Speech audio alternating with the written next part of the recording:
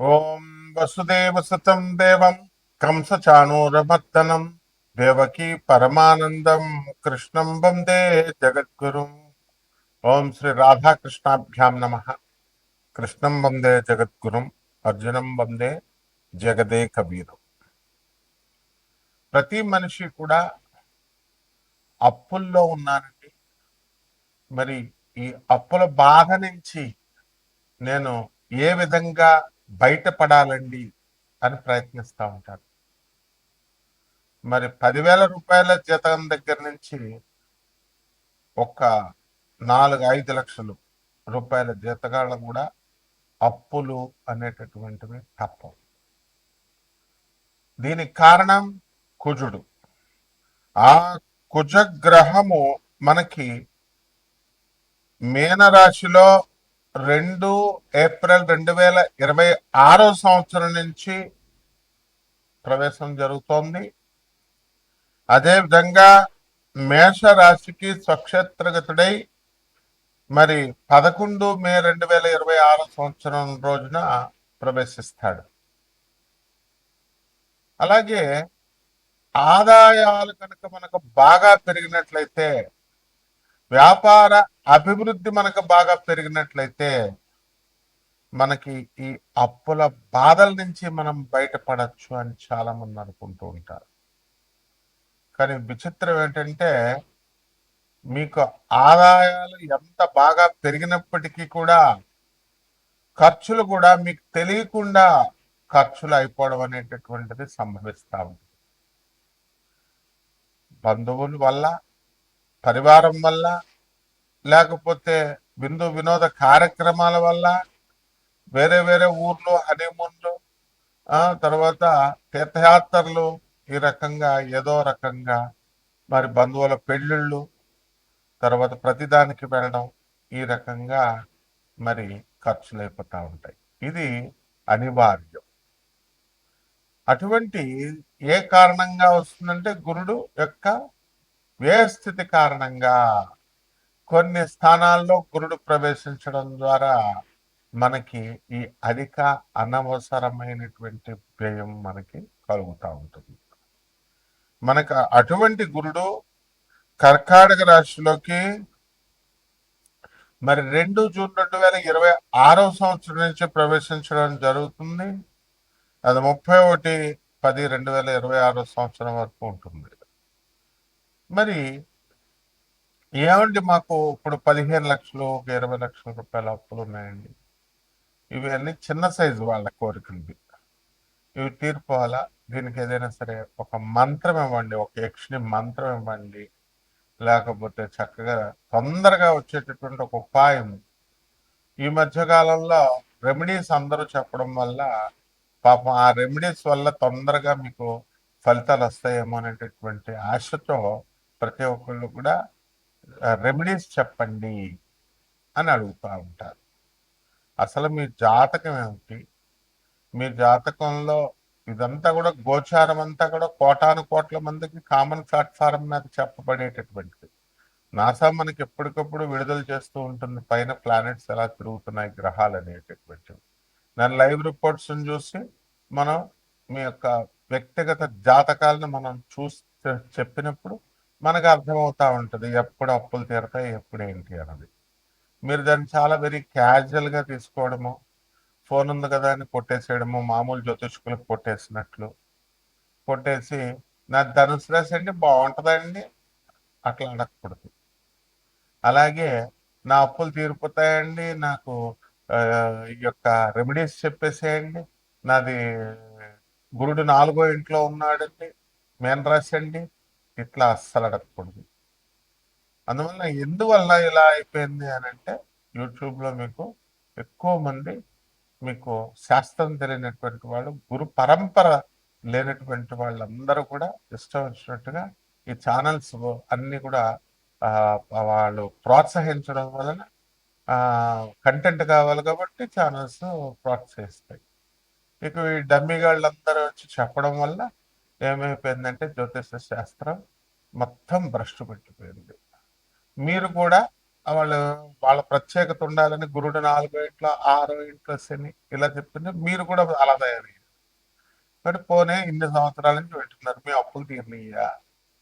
ఇన్ని సంవత్సరాల నుంచి ఉంటున్నారు, మీ అక్రమ సంబంధాలు అలాంటివి ఏమన్నా మానుకున్నారా? ప్రవచనాలు వింటున్నారు, ఎంతో మంది ప్రవచనకారులు చాగంటి గారు వీళ్ళందరూ కూడా ఎన్నో సంవత్సరాల నుంచి చెప్తున్నారు. ఒక్కొక్కరు గోశాలు పెట్టుకున్నారు, దేవాలయాలు పెట్టుకున్నారు.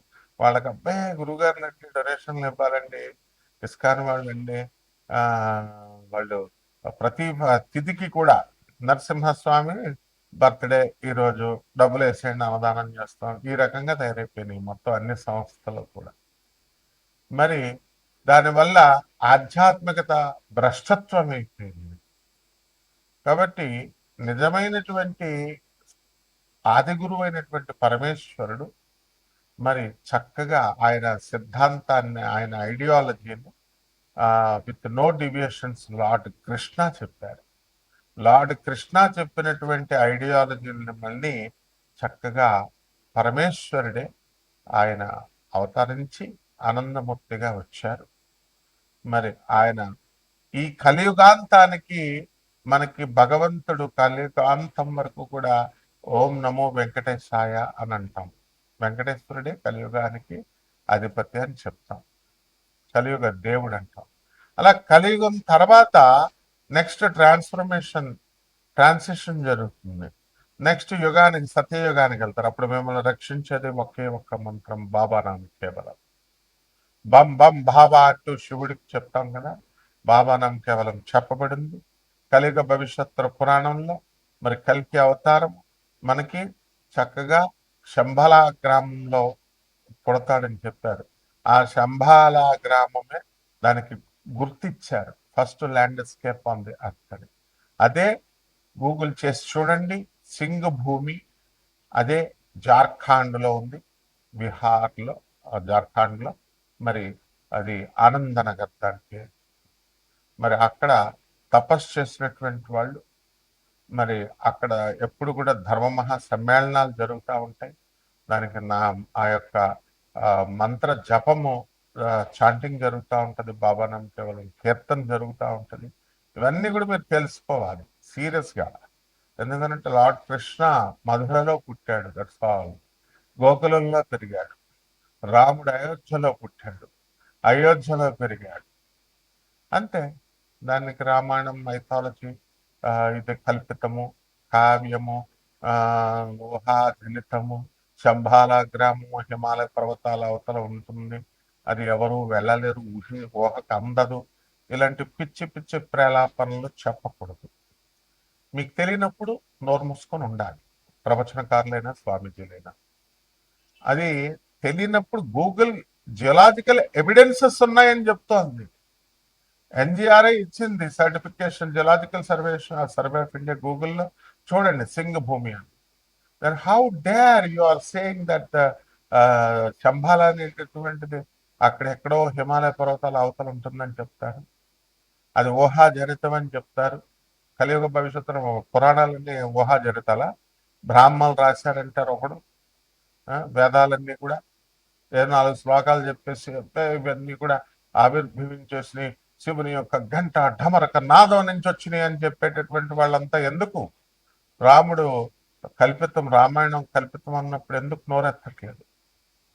సో మీ జీవితాలు బాగోవాలంటే ఇలాంటివన్నీ, ఇలాంటి అశాస్త్రమైనటువంటి అవైదికమైనటువంటి ప్రవచనాలు చెప్పేటటువంటి వాళ్ళ ప్రవచనాలు విన్నా నాశనం అయిపోతారు.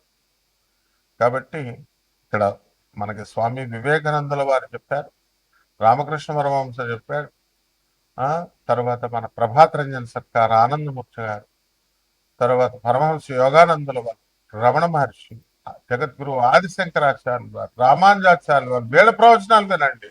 ఇప్పుడున్న వాళ్ళు ఎవరు ఇష్టం వచ్చినట్టు వాళ్ళు చెప్పే ప్రవచనాలు ఎందుకు వింటారు? మీరంతా ఏం మార్చారు? మీ జీవితాలను ఏం మార్చారు వాళ్ళు? ఏం మార్చగలరు వాళ్ళు? ఇంకా ఎదురు మీకు కాశీలో మడి భోజనాలు పెడతాం, కింద హాల్ కడుతున్నాం, డబ్బులు ఇవ్వండి, పైన కింద ప్రవచనాలు చెప్పిస్తాం. ఇంకా ఇంకా ప్రవచనాలు చెప్పేవాళ్ళు లేరా? అశాస్త్రమైన ప్రవచనాలు చెప్పిస్తావా? సో పైన మనము ప్రవచనాలు చెప్పేటప్పుడు పైన మనం ఏం చేస్తాము, మళ్ళీ ఈ యొక్క హాల్ కడుతున్నాము, మడి భోజనాలు పెడతాము, కింద ప్రవచనాలు కట్టిస్తాము, ఇట్లా చెప్తున్నారు. సో ఇవన్నీ కాకుండా మీ అప్పుల మార్గాలు తీరాలన్నా, ఈ యొక్క ఆ, ఆ, ఆదాయాలు పెరగాలన్నా డైరెక్ట్గా శివుడి యొక్క ఐడియాలజీని మీరు ఫాలో అయినప్పుడు, కృష్ణుడి యొక్క ఐడియాలజీని మీరు ఫాలో అయినప్పుడు మాత్రమే వస్తుంది. దానికోసం మీ పర్సనల్ జాతకము చెబుతుంది. అండ్ దాని నుంచి రెమెడీస్ అనేటటువంటి కరెక్ట్ రెమెడీస్, ఇలాంటి పిచ్చి పిచ్చి వాళ్ళు చెప్పేటటువంటి చెట్టు పుట్ట మా దగ్గర హోమాలు చేయండి, 5 లక్షలు ఇవ్వండి, 25 లక్షలు ఇవ్వండి, all this nonsense remedies అన్ని కూడా మీకు హెల్ప్ చేయు. So what are the correct remedies అనేటటువంటివి తెలుసుకోండి.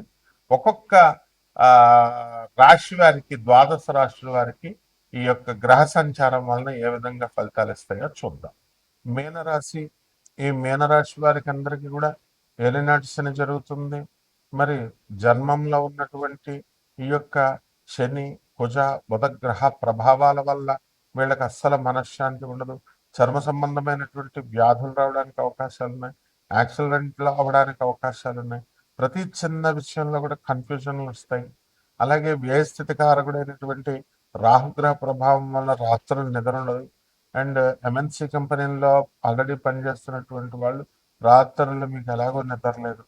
కాబట్టి ఇటువంటి ఈ యొక్క సైబర్ సెక్యూరిటీ స్వింగ్లో మీకు సక్సెస్ అనేటటువంటిది ఉంటుంది. విదేశాల కోసం ప్రయత్నాలు చేస్తూ ఉంటారు. ఆ ప్రయత్నాలన్నీ కూడా ఫలించడం లేదండి, నాకు కేతు మహాదశ జరుగుతుందండి, నాకు కేతు లాభంలో ఉన్నాడన్నారండి అని అంటున్నారు. మరి ఇంకా వెయిట్ చేయాల్సినటువంటి అవసరం ఉంది. తప్పకుండా సక్సెస్ వస్తుంది. ఆ కేతు మహాదశ తర్వాత మళ్ళీ మీకు వచ్చేటటువంటిది శుక్ర మహాదశ కాబట్టి ఆ తర్వాత మిమ్మల్ని ఇంకా ఎవడో కూడా ఆపలేడు. అదేవిధంగా ఈ యొక్క బుధ గ్రహము మీకు మిథున రాశిలోకి 29 మే 2026 సంవత్సరంలోకి మారుతున్నాడు. కాబట్టి అక్కడ నుంచి మీరు సక్సెస్ అందుకోవడం అనేటటువంటిది జరుగుతుంది. స్వక్షేత్రగతుడై ఉండడం వల్ల అధిక లాభాలు.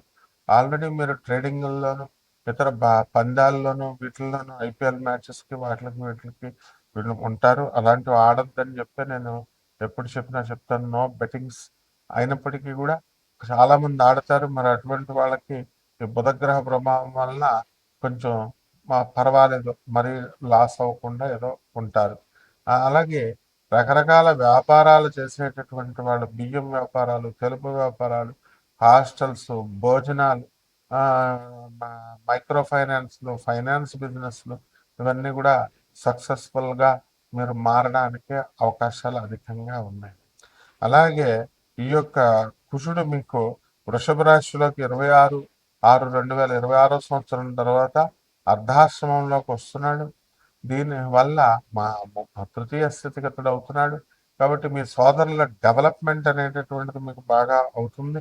అలాగే శుక్రుడు వృషభ రాశిలో 19 ఏప్రిల్ 2026 సంవత్సరం నుంచి అవుతున్న కారణంగా మీ సోదరులు, మీ అక్కా చెల్లెల పిల్లలు సక్సెస్ఫుల్గా ప్రభుత్వ ఉద్యోగాలు సంపాదించుకోవడము, లేదా మంచిగా వెల్ సెటిల్డ్ అవ్వడము, ఇవన్నీ కూడా జరుగుతాయి. వాళ్ళకి పెళ్ళిళ్ళు ఇవన్నీ కూడా జరగడానికి అవకాశాలు అధికంగా ఉంటాయి. కాబట్టి ఈ రాశి వారందరూ కూడా తీర్థయాత్రలకి, మరి ఇలాంటివన్నీ కూడా విందు వినోద కార్యక్రమాల్లో పాల్గొంటారు. చక్కగా ఈ రాశి వారందరూ కూడా అధిక సంపాదన అనేటువంటిది వస్తుంది. ఆదాయాలన్నీ కూడా పెరిగిపోతాయి. మగధ సామ్రాట్ అయినటువంటి చంద్రగుప్త మౌర్యలాగా మీరంతా కూడా ఎదిగిపోవడానికి అవకాశాలు ఉన్నాయి. అలాగే మంగ్లీ స్నేహితుడైనటువంటి మహీందర్, మరి ఉలవపాడు బిజినెస్ అనమాట, మామిడికాయల బిజినెస్లో వీళ్ళల్లో నెంబర్ 1 ఉలవపాడు మణిశంకర్, మహీందర్ అంటారు అతన్ని. సో ఒక చిన్న స్థాయి నుంచి వెళ్ళి ఒక బ్రహ్మాండమైనటువంటి ఒక సంచలనాత్మక మామిడికాయల వ్యాపారిగా, మామిడి పళ్ళ వ్యాపారిగా మరి ఆయన గుర్తింపు తెచ్చుకుంటున్నాడు.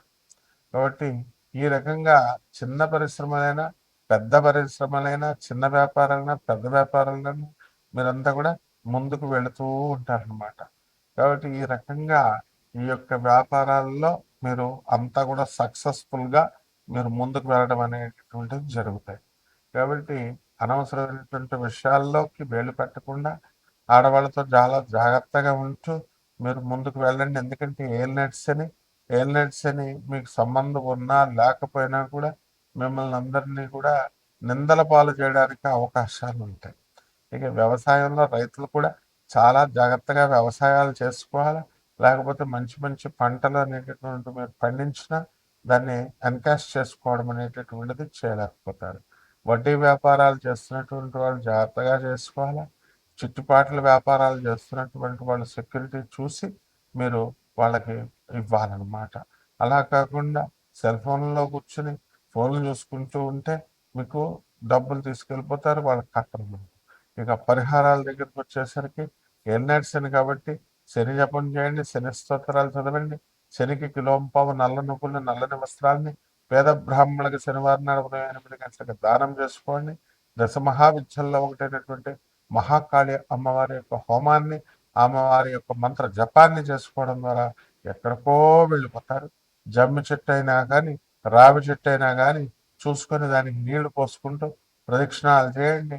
ఓం శనేశ్వరాయ నమః అని బ్రహ్మాండంగా ఉంటుంది. శుభమస్తు.